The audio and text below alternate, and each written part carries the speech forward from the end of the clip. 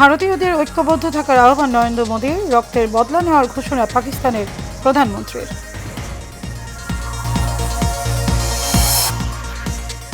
পাল্টাপাল্টি হামলার মধ্যে ভারত পাকিস্তানের জাতীয় নিরাপত্তা উপদেষ্টার কথোপকথন, চলমান উত্তেজনা নিয়ে আলোচনা। রাখাইনে মানবিক করিডোরে আলোচনায় চীন জড়িত নয় বললেন রাষ্ট্রদূত। ভারত পাকিস্তানকে সংঘাতে না জড়ার আহ্বান। এবং নারায়ণগঞ্জ 7 মার্ডার নিয়ে চাঞ্চল্যকর তথ্য, হাসিনার সাথে দেখা করতে বাদী ও আইনজীবীকে অপহরণ চেষ্টার অভিযোগ।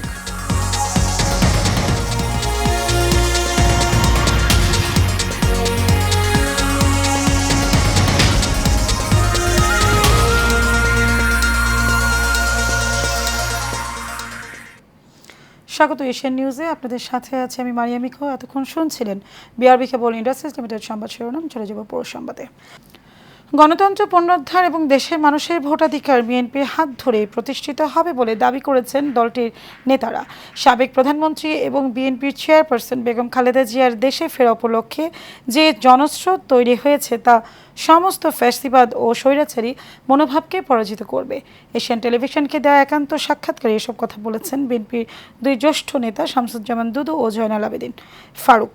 মোশাররফ তালুকদারের ক্যামেরায় কাউসার আহমেদের রিপোর্ট।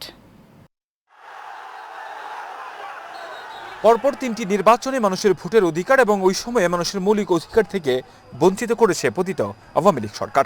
ফলে দেশের মানুষের রোষানলে বিদায় নিতে হয়েছে তাদের। অন্যদিকে দীর্ঘ 1.5 যুগ ধরে ক্ষমতার বাইরে থাকলেও জনপ্রিয়তার তুঙ্গে রয়েছে বাংলাদেশ জাতীয়তাবাদী দল বিএনপি। বেশ কয়েক মাস ধরে দলটির বিভিন্ন অনুষ্ঠান এবং সর্বশেষ বিএনপির চেয়ারপারসনের আগমনে দলের নেতাকর্মী এবং সর্বসাধারণের উপস্থিতি তার উজ্জ্বল দৃষ্টান্ত। ফলে তার নেতৃত্বেই আগামীর বাংলাদেশের স্বপ্ন দেখছেন বিএনপির কেন্দ্রীয় নেতারা। গণতন্ত্রের বিপক্ষে গেলে স্বৈরতন্ত্র কখনো বিজয় লাভ করে না, গণতন্ত্রের বিজয় লাভ করে। আর গণতন্ত্রের বিজয় বেগম খালেদা জিয়ার নীতি আদর্শ লড়াইয়ের বিজয়। সেহেতু সেই মানুষটা যখন আমাদের মধ্যে এসছে, গণতন্ত্র প্রতিষ্ঠা এবং মানুষের ভোটাধিকার ফিরিয়ে দেওয়া ছাড়া আর কোনো দ্বিতীয় পথ আছে বলে আমার কাছে মনে হয় না। উনি তো রাজনীতিবিদ, উনি তো দেশ সেবার জন্য নিজের সকল কিছু বিসর্জন দিয়েছেন, ছোট ছেলেকে বিসর্জন দিয়েছেন। অতএব আমি মনে করি রাজনৈতিক পরিবারে উনি জন্মগ্রহণ না করলেও উনি একজন রাজনীতিবিদ হিসেবে বাংলাদেশে প্রতিষ্ঠিত হয়েছেন। দেশ সেবায় উনি অনেক কিছু দিয়েছেন, দেশের জন্য বাকিটুকুও দেবেন। দলটির নেতাকর্মীরা জানান, মানুষের অধিকার ফিরিয়ে দিতে নিষ্ঠার সাথে কাজ করবেন তারা। খালেদা জিয়া আসে নাই, গণতন্ত্রের নেত্রী এসেছে। বাংলাদেশের গণতন্ত্র আবার পুনরুদ্ধারের জন্য একটি জলস্রোত প্রবাহিত হয়েছে। একটি সুন্দর সুষ্ঠু বাংলাদেশ, অর্থনৈতিক ভিত শক্ত একটি বাংলাদেশ তিনি আবার গড়ে তুলবেন। ভোট অধিকার সহ বিভিন্ন অধিকার হরণ হয়েছিল বা হাইজ্যাক হয়েছিল, সেটা থেকে পুনরুদ্ধার হবে বেগম খালেদা জিয়া এবং বিএনপির ভারপ্রাপ্ত চেয়ারম্যান তারেক রহমানের হাত দিয়ে। দেশনেত্রী বেগম খালেদা জিয়া ফিরে আসার ফলে এই গণতন্ত্র খুব দ্রুত সময়ের মধ্যে পুনরুদ্ধার হবে এবং বর্তমান ইন্টেরিয়র গভর্নমেন্ট দ্রুত সময়ের মধ্যে গণতন্ত্রে ফিরে যাওয়ার যে ব্যবস্থা, নির্বাচনী ব্যবস্থা, সে নির্বাচন দিবেন। অচিরেই অন্তর্বর্তী সরকার নির্বাচন দিয়ে জনগণের সরকারের হাতে ক্ষমতা হস্তান্তর করবেন, এমনটাই প্রত্যাশা তাদের। সমগ্র জীবনটাই উনি লড়াই করেছেন লড়াই সংগ্রামের মধ্য দিয়ে গণতন্ত্রের জন্য, এদেশের জনগণের জন্য। কাউসার আহমেদ, এশিয়ান টেলিভিশন, ঢাকা। ছাত্র জনতার অভ্যুত্থানে ফ্যাসিস্ট আওয়ামী লীগ সরকারের পতনে 9 মাস পর দেশে ছাড়লেন সাবেক রাষ্ট্রপতি আব্দুল হামিদ। বুধবার দিবাগত রাত 3টার পর থাই এয়ারওয়েজের একটি ফ্লাইটে তিনি দেশ ছাড়েন বলে জানা গেছে। শাহজালাল আন্তর্জাতিক বিমানবন্দরে দায়িত্বশীল একটি সূত্র তার দেশ ছাড়ার বিষয়টি নিশ্চিত করেছেন। সূত্রটি জানিয়েছে, রাত 3টা 5 মিনিটে থাই এয়ারওয়েজের TG 340 নম্বর ফ্লাইটে ব্যাংককের উদ্দেশ্যে ঢাকা ছাড়েন আব্দুল হামিদ। সূত্রটি আরও জানিয়েছে, গত রাত 11টার দিকে শাহজালাল আন্তর্জাতিক বিমানবন্দরে যান আব্দুল হামিদ। তার বিরুদ্ধে একটি হত্যা মামলা থাকার তথ্য রয়েছে।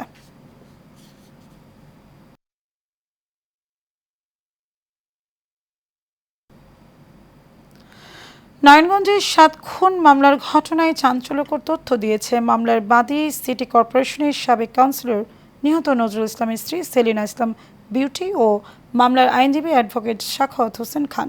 স্পর্শকাতর এই হত্যাকাণ্ডের মামলা মোকাবেলা করতে গিয়ে মামলার বাদী ও আইনজীবীকে তৎকালীন সরকারের অজ্ঞাবহ আইন শৃঙ্খলা বাহিনীর কর্মকর্তার হুমকি পড়েন তারা। নারায়ণগঞ্জ প্রতিনিধি রোমান চৌধুরী সুমনকে সাথে নিয়ে আরও জানাচ্ছেন বাতেন বিপ্লব। 2014 সালের 27 এপ্রিল র্যাবের 11-র একটি টিম নারায়ণগঞ্জ সিটি কর্পোরেশনের সাবেক কাউন্সিলর নজরুল ইসলাম ও নারায়ণগঞ্জ আইনজীবী সমিতির সদস্য চন্দন সরকার সহ 7 জনকে অপহরণ করে। এর 3 দিন পর 30 এপ্রিল একে একে 7 জনের লাশ ভেসে ওঠে নারায়ণগঞ্জের শীতলক্ষা নদীতে। এ সময় স্বজনদের কান্নায় ভারী হয়ে ওঠে আকাশ বাতাস। এ ঘটনায় হাইকোর্টের এক রিট পিটিশনের মাধ্যমে হত্যাকাণ্ডে মামলা দায়ের হয় র্যাবের সাবেক সিইও তারেক সাইদ সহ কর্মকর্তাদের বিরুদ্ধে। মামলার পর বাদী ও আইনজীবীকে তৎকালীন সরকারের শক্তিধর আইন শৃঙ্খলা বাহিনীর বেশ কয়েকজন কর্মকর্তা একের পর এক হুমকি দিতে থাকেন।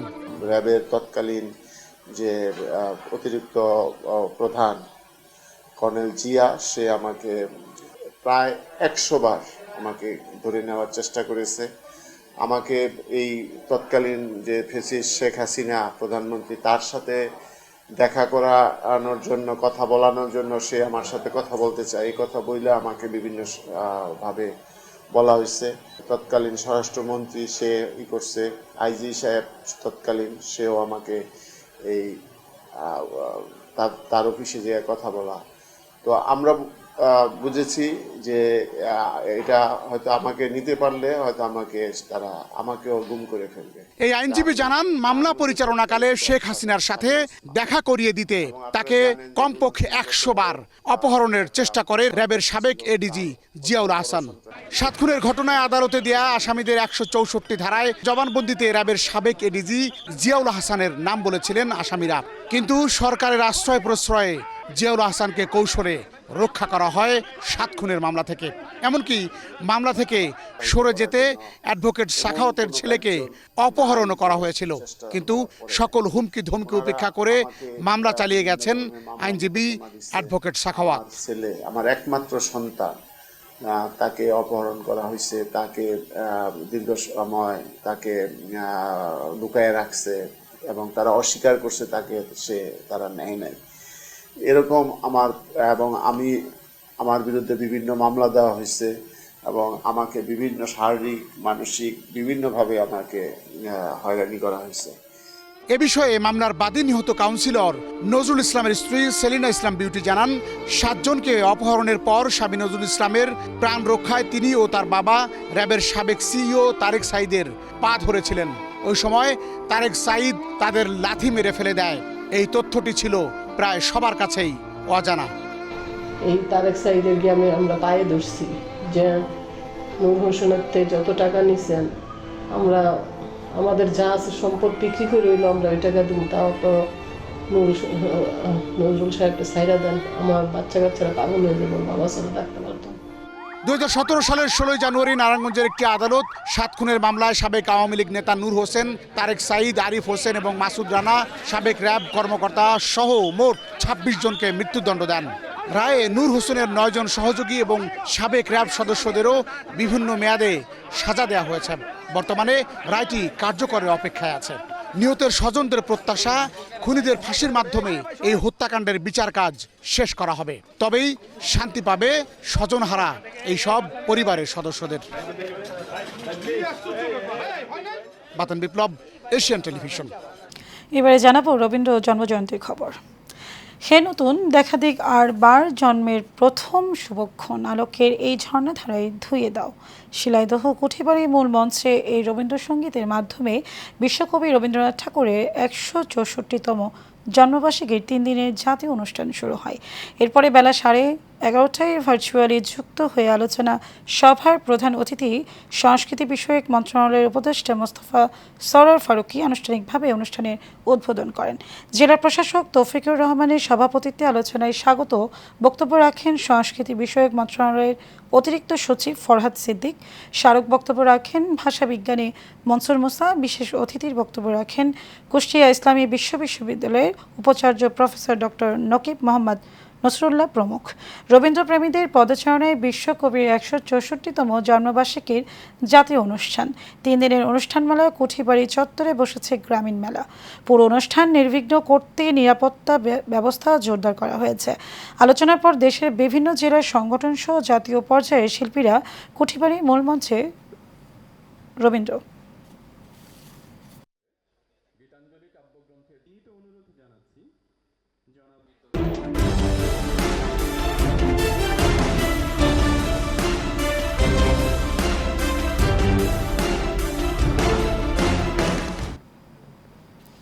চলছে মহাসড়ক নির্মাণের কর্মযজ্ঞ। নানান অবকাঠামো নির্মাণে ব্যস্ত শ্রমিকরা। ঢাকা সিলেট মহাসড়কে 6 লেন উন্নতিকরণ কাজ চলছে ধীর গতিতে। কাজের ধীর গতির কারণে মহাসড়কে চলাচলকারী যাত্রী ও চালকদের ভোগান্তি এখন নিত্যদিনের সঙ্গে। নরসিংদী প্রতিনিধি মোহাম্মদ সিদ্দিকুর রহমান ইমনের রিপোর্ট, জানাচ্ছেন ওয়ালিদ সিদ্দিকী। বর্তমান ঢাকা সিলেট মহাসড়কের দুপাশে ব্রিজ, কালভার্ট সহ নানান উন্নয়নমূলক কাজ চলমান। মূলত প্রাথমিকভাবে এই কাজের মধ্য দিয়ে সূচনা হয় নরসিংদীবাসীর স্বপ্নের 6 লেন প্রকল্পের। এ সড়কটি রাজধানী ঢাকা ও সিলেটের সাথে নরসিংদীর যোগাযোগের অন্যতম মাধ্যম। কিন্তু প্রকল্পের কাজ 1.5 বছর আগে শুরু হলেও আশানুরূপ অগ্রগতি না হওয়ায় যাতায়াত ভোগান্তিতে মহাসড়কে চলাচলকারী যাত্রী ও চালকরা। ঢাকা সিলেট মহাসড়কের কাজ চলতেছে 6 লেনের। এখানে আমাদের যাত্রীদের সবচেয়ে বড় সমস্যা হচ্ছে আপনার যানজট।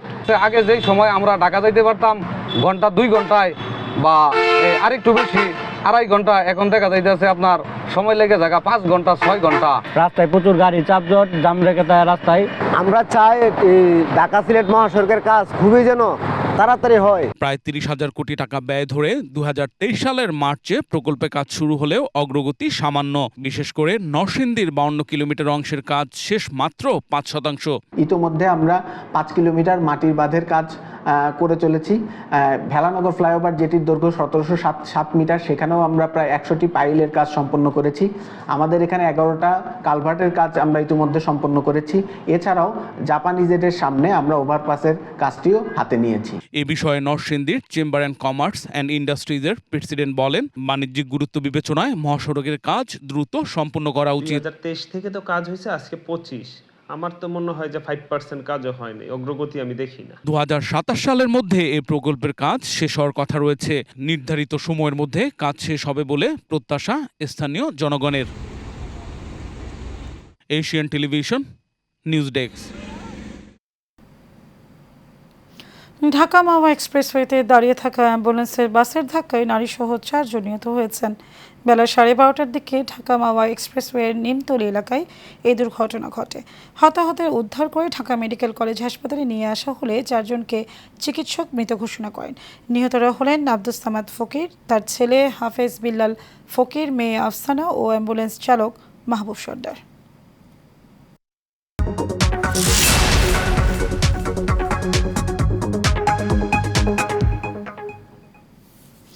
বাণিজ্য সংবাদ। এআই ও আইওটি সহ অত্যাধুনিক ফিচার সমৃদ্ধ নতুন মডেলের স্মার্ট ফ্রিজ উন্মোচন করল ওয়ালটন। এর ফলে হাইটেক ফ্রিজ উৎপাদন, নিজস্ব প্রযুক্তির উৎকর্ষতা ও সক্ষমতায় দেশীয় পণ্য ওয়ালটন আরও একটি নতুন মাইলফলক স্পর্শ করল। রাজধানীর বসুন্ধরা ওয়ালটন কর্পোরেট অফিসে মেগা লঞ্চ 2025 শীর্ষক অনুষ্ঠানে নতুন মডেলের ফ্রিজ উন্মোচন করেন ওয়ালটন ফ্রিজের ব্র্যান্ড অ্যাম্বাসেডর ও জনপ্রিয় অভিনেত্রী বিদ্যা সিনহা মিম। এ সময় ওয়ালটন হাইটেক ইন্ডাস্ট্রিজ পিএলসির অ্যাডিশনাল ম্যানেজিং ডিরেক্টর ও chief financial officer Mohammad Ziaul Alam, AMD Nazrul Islam Sarkar ও Eva Rizwana, DMP Mofizur Rahman, chief marketing officer Zoheb Ahmed, ফ্রিজের chief business officer Tahsinul Haque এবং ওয়ালটন হাইটেকের বিজনেস কোঅর্ডিনেটর শাহজালাল হোসেন লিমন উপস্থিত ছিলেন। ওয়ালটনের এসব ফ্রিজে 1 বছরের রিপ্লেসমেন্ট সহ কম্প্রেসরে 12 বছরের গ্যারান্টি এবং 5 বছরের ফ্রি বিক্রয়োত্তর সেবা সুবিধা পাবেন ক্রেতারা।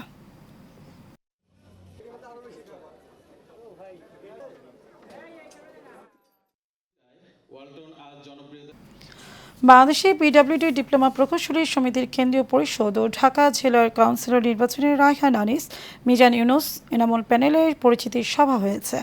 মোহাম্মদ ইয়াসিন মিয়ার সভাপতিত্বে ও মোহাম্মদ রেজাউল ইসলাম খানের সঞ্চালনায় এতে উপস্থিত ছিলেন নির্বাচনের সভাপতি পদপ্রার্থী মোহাম্মদ রায়হান মিয়া ও সাধারণ সম্পাদক পদপ্রার্থী মোহাম্মদ আনিসুজ্জামান সহ প্যানেলের সদস্যরা।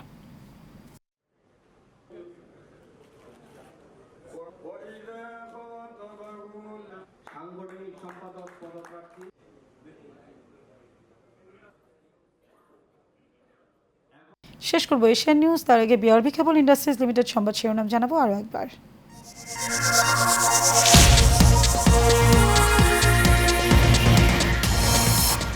ভারতীয়দের ঐক্যবদ্ধ থাকার আহ্বান নরেন্দ্র মোদীর, রক্তের বদলা নেওয়ার ঘোষণা পাকিস্তানের প্রধানমন্ত্রীর।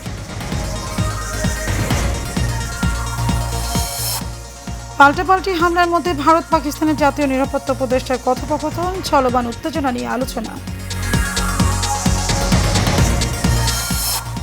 রাখাইনে মানবিক করিডোরে আলোচনায় চীন জড়িত নয় বললেন রাষ্ট্রদূত, ভারত পাকিস্তানকে সংঘাতে না জড়ানোর আহ্বান। এবং নারায়ণগঞ্জ 7 মার্ডার নিয়ে চাঞ্চল্যকর তথ্য, হাসিনার সাথে দেখা করতে বাদী ও আইনজীবীকে অপহরণ চেষ্টার অভিযোগ। দর্শক, এই ছিল আমাদের এতক্ষণকার আয়োজন। আমাদের পরবর্তী সংবাদ দেখার আমন্ত্রণ রইল। ধন্যবাদ সবাইকে।